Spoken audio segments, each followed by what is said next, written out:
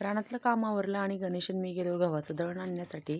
तर हे बघा, ह्या मावशी तिथेच राहतात गिरणीजवळ. आमच्याकडे कामाला येतात ना रानामध्ये, त्या ह्या मावशी आहेत. त्या मला बोलल्या, त्या तू घरी आली की तिकडे म्हणजे गावात आली की आमच्या घरी ये. आमचं घर कसं आहे ते बघ.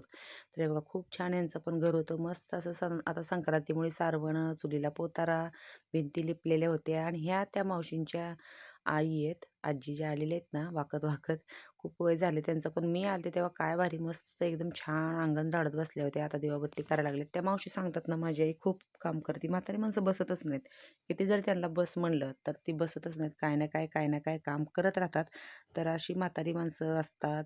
आणि माझी आजी पण सेम अशीच आहे. मग काय, त्या दुसऱ्या मावशीला त्यांनी फोन केला, मी आली आहे म्हणून. त्या पण मावशी आल्या, मला घरी घेऊन गेल्या. उशीर झालेला होता, घरी जायचं होतं. मग काय बघा, मस्त माझा पाहुणचार चालू होता. जसं काय मी माहेरी आली असं वाटत होतं. मस्त माझी त्यांनी ब्लाऊजच्या पिसानी ओटी भरली आहे बघा.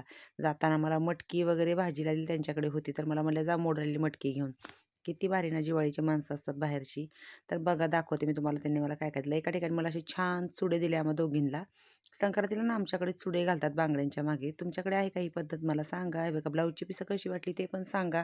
किती ना, जे एकदम असं मनापासून दिलेली वस्तू किती भारी वाटते ना. मला खूप अशी ब्लाऊजची पिसं आवडली होती, तर चला म्हणलं तुम्हाला पण दाखवावं. तर असं झालं आज माझा गेल्यानंतर पाहुणचार. तर कसा वाटला व्हिडिओ मला नक्की कमेंटमध्ये सांगा. तर या मावशी येतात त्या कशा वाटतात तुम्हाला ते पण सांगा. तर चला, भेटूया अशाच एका पुढच्या व्हिडिओमध्ये. श्री स्वामी समर्थ.